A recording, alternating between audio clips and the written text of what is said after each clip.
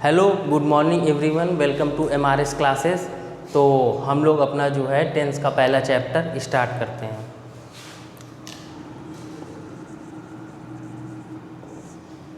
Last lecture में हम लोगों ने देखा था टेंस की डिफिनीशन क्या है और टेंस को कैसे रिकॉग्नाइज करते हैं। इसमें हम देखेंगे कि टेंस के कितने पार्ट होते हैं।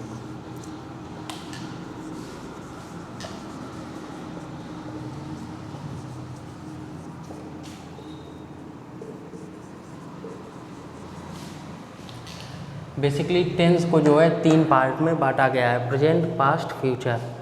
तो आज हम लोग जो है प्रेजेंट से स्टार्ट करेंगे।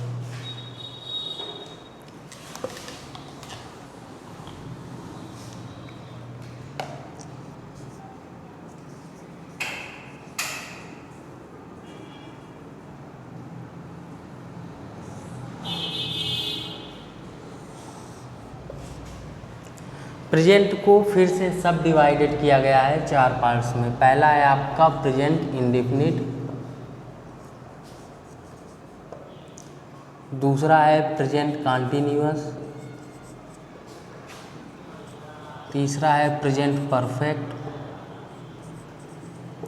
और चौथा है प्रेजेंट परफेक्ट कंटीन्यूअस।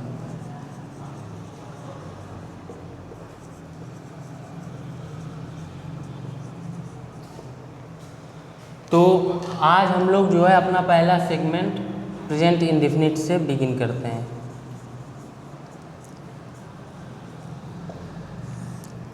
देखिए, प्रेजेंट इंडेफिनिट को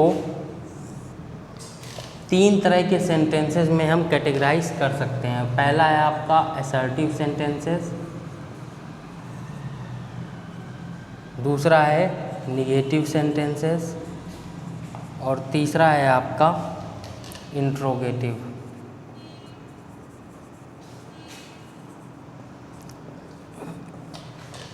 कुछ ऐसे भी सेंटेंसेस देखे जाते हैं जिसमें निगेटिव और इंट्रोगेटिव दोनों को साथ में कंबाइन कर दिया जाता है, तो उसको भी हम देखेंगे। इन सभी को जो है ट्रांसलेट करने के लिए अलग अलग फॉर्मेट का इस्तेमाल किया जाता है। तो आइए देखते हैं असर्टिव के लिए क्या फॉर्मेट यूज़ किया जाता है।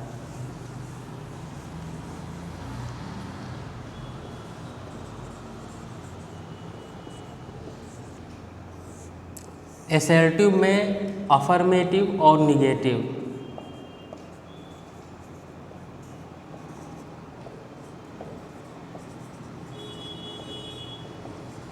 दो तरह के सेंटेंसेस रखे जाते हैं। जो असर्टिव सेंटेंस होता है ये जो है अफर्मेटिव भी होता है और निगेटिव भी होता है, यानी निषेधात्मक सेंटेंस भी रहता है और जो है स्वीकारात्मक सेंटेंस भी रहता है। लेकिन जब हमें स्पेशली इन दोनों को कैटेगराइज करना होता है, डिवाइड करना होता है, तो इनके लिए 2 अलग अलग फॉर्मेट का इस्तेमाल किया जाता है।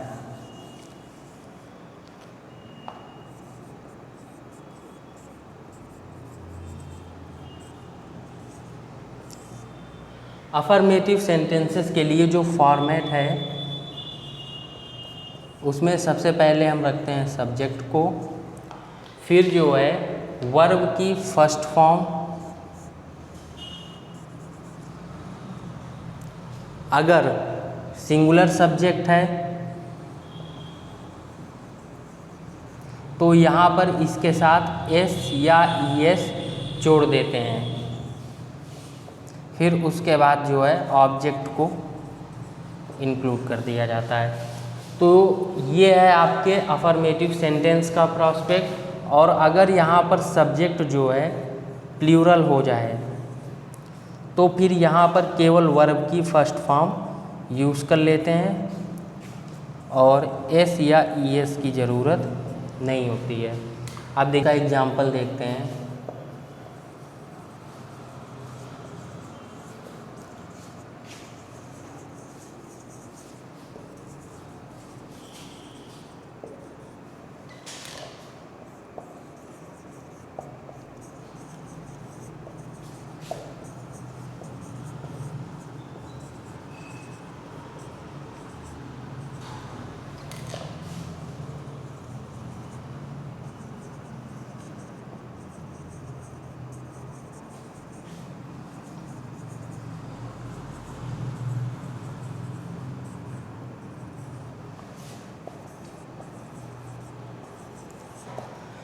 तो देखिए इसमें जो हमारा सब्जेक्ट है वो एक तरह का प्लूरल सब्जेक्ट है, इसीलिए इसके साथ हमने वर्ब की फर्स्ट फॉर्म रखा है।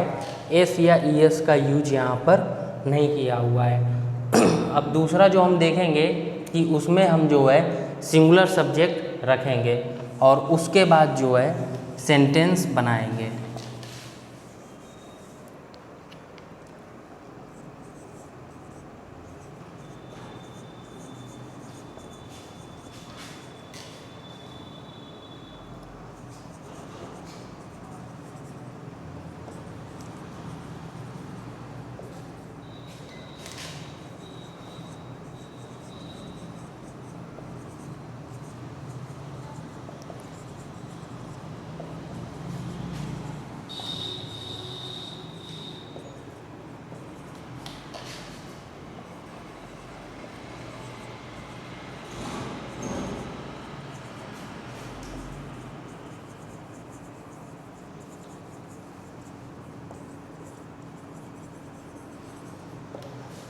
अब देखिए यहाँ पर ये जो स्टूडेंट वर्ड यूज़ किया गया है ये जो है एक तरह का ऑब्जेक्ट है, जबकि हमें जो वर्ब देखनी होती है वो सब्जेक्ट के अकॉर्डिंग देखनी होती है। यानी ये जो बराक ओबामा है यहाँ पर जो है ये मेन सब्जेक्ट होगा और ये सिंगुलर है, इसी आधार पर जो है यहाँ पर एस या ई एस का प्रयोग किया गया है।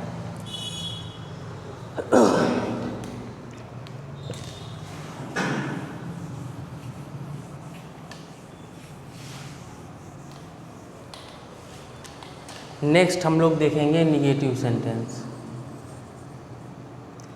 निगेटिव सेंटेंस को देखने से पहले ये जो अफर्मेटिव या निगेटिव सेंटेंस आप लोगों ने देखा था, इसमें एक ऐसा भी जो है सेंटेंस होता है जिसमें डू या डज भी इस्तेमाल हो जाता है। यानी अगर निगेटिव सेंटेंस नहीं है, अफर्मेटिव है, तो एक ऐसा क्लासिफिकेशन है जिसमें जो है अफर्मेटिव में भी डू या डज का यूज कर लिया जाता है। वो कौन से सेंटेंसेस होते हैं? ऐसे सेंटेंस जिनमें जो है किसी बात पर बहुत ही ज़्यादा जो है फोर्स दिया जाता है या वो करना काफ़ी ज़रूरी रहता है, तो उन्हें एम्फैटिक सेंटेंस कहते हैं।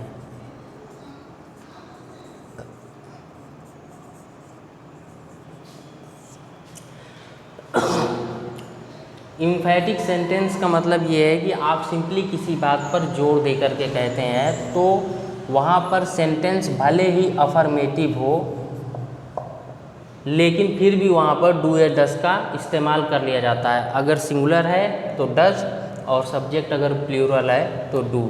अब इसका एक एग्जाम्पल हम लोग देते हैं।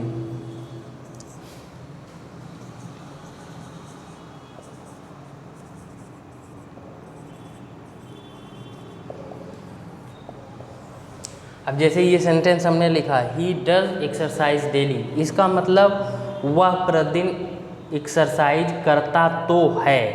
और एग्जाम्पल देखते हैं, जैसे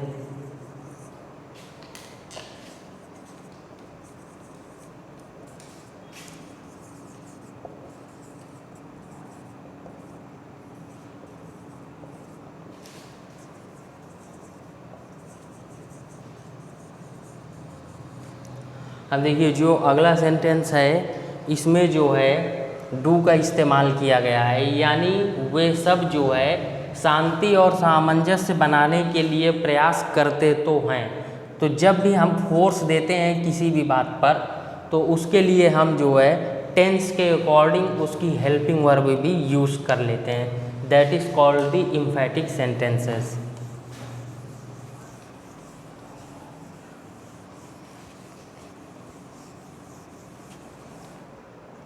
अब देखिए अगला हम देखेंगे निगेटिव सेंटेंसेस। तो निगेटिव सेंटेंसेस में वर्ब की फॉर्म यूज होने के साथ साथ जो है डज नॉट या डू नॉट इस तरह की हेल्पिंग वर्ब का भी यूज़ किया जाता है। तो इसका फॉर्मेट कुछ इस तरह से होगा। अगर आपका सिंगुलर सब्जेक्ट है तो इसके साथ डज नॉट, फिर आपकी वर्ब की फर्स्ट फॉर्म और फिर ऑब्जेक्ट प्लेस किया जाता है। तो ये आपका जो फॉर्मेट है वो सिंगुलर सब्जेक्ट के लिए है। अगर प्लूरल सब्जेक्ट हो तो फिर डू नॉट और वर्ब की फर्स्ट फॉर्म और ऑब्जेक्ट का इस्तेमाल किया जाता है। तो अगर आपको टेंसेस पर अच्छी पकड़ बनाना है तो आपको फॉर्मेट हमेशा याद रहना चाहिए। अब इसके एग्जाम्पल हम लोग देख लेते हैं।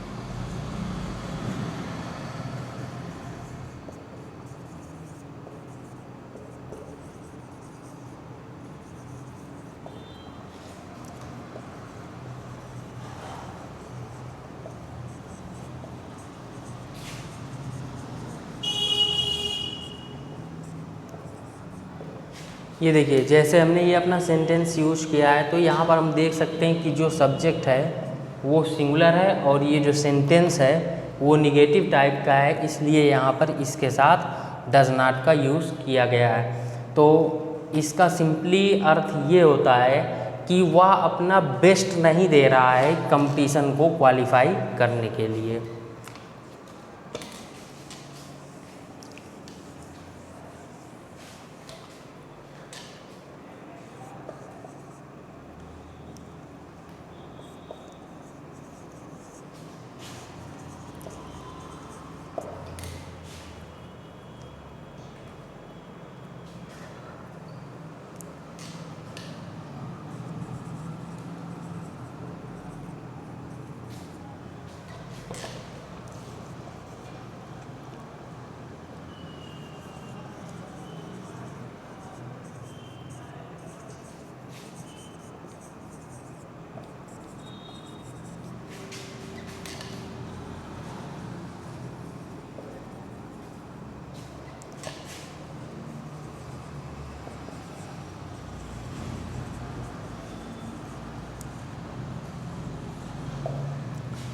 तो ये जो निगेटिव टाइप का सेंटेंस है तो यहाँ पर ये प्लूरल सब्जेक्ट होने के कारण डू नॉट का हमने यूज़ किया है। और इसका सिंपली मीन्स ये है कि जो भी लोग हैं जो आपके अल्फ़ाबेटिकल आर्डर के आधार पर जो है मीनिंग्स नए नए वर्ड्स तैयार करते हैं, तो वो इस समय जो है नए शब्दों को बनाने के लिए सही अल्फ़ाबेटिकल आर्डर का इस्तेमाल नहीं कर रहे हैं।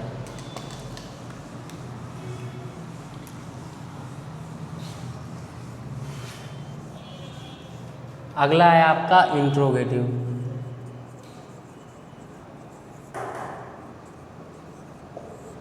अब देखिए, इंट्रोगेटिव जो सेंटेंसेस होते हैं वो दो प्रकार के होते हैं। एक, जब बिगिनिंग में यानी स्टार्टिंग में इंट्रोगेटिव वर्ड आ जाए,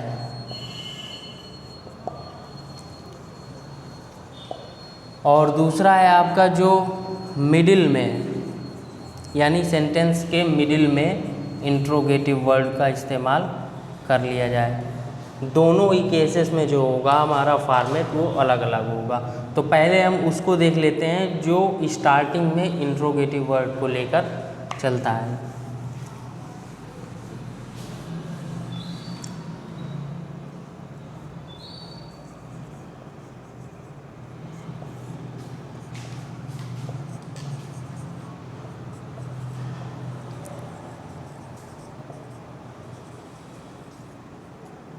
देखिए, अगर सिंगुलर सब्जेक्ट है तो उसके लिए जो है डज फिर सिंगुलर सब्जेक्ट, अगर सेंटेंस में नहीं शब्द है तो फिर नॉट, फिर आपकी वर्ब की फर्स्ट फॉर्म और फिर ऑब्जेक्ट।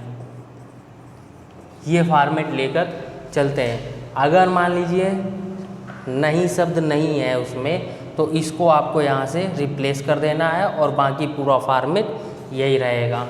अब देखिए, जो प्लूरल सेंटेंसेस हैं उनके लिए क्या फॉर्मेट होगा।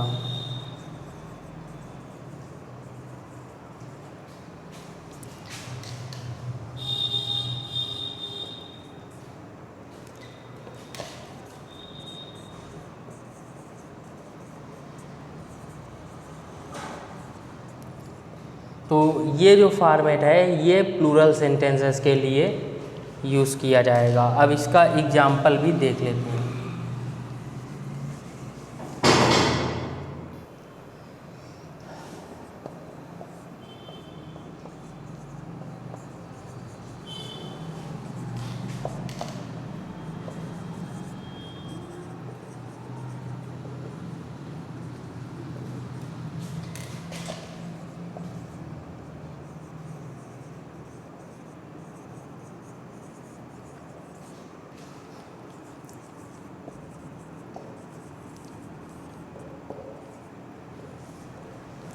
देखिए यहाँ पर ये जो सेंटेंस है तो बिगनिंग में भी है यहाँ पर हेल्पिंग वर्ब और इसके साथ जो है निगेटिव शब्द का भी इस्तेमाल यानी नॉट का भी किया गया है। तो इसका मतलब ये है कि ये इंट्रोगेटिव निगेटिव वर्ड है। इंट्रोगेटिव और निगेटिव दोनों का ही एक तरह से कॉम्प्लेक्स सेंटेंस है। तो यहाँ पर आप देख सकते हैं कि ये जो सब्जेक्ट है ये इसकी हेल्पिंग वर्ब को डिटरमाइन कर रहा है। ये प्लूरल होने के कारण जो है आपका जो सब्जेक्ट है जो वर्ब है वो भी आपकी प्लूरल हो चुकी है। अब दूसरा एग्जांपल हम लोग देखेंगे सिंगुलर का।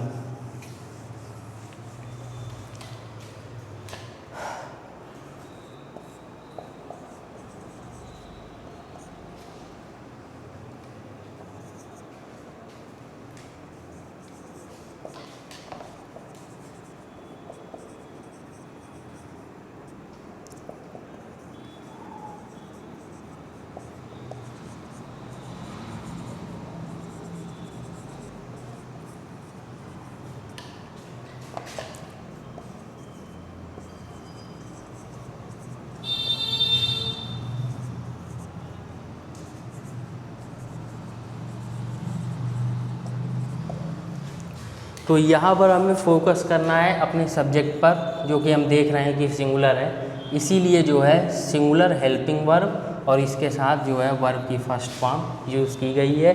और यह भी जो है एक कॉम्प्लेक्स सेंटेंस है जिसमें इंट्रोगेटिव और निगेटिव दोनों प्रकार के सेंटेंसेस का एक साथ प्रयोग किया गया है।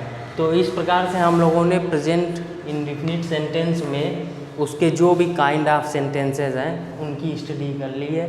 नेक्स्ट लेक्चर में हम लोग जो है प्रेजेंट कंटीन्यूअस से बिगिन करेंगे।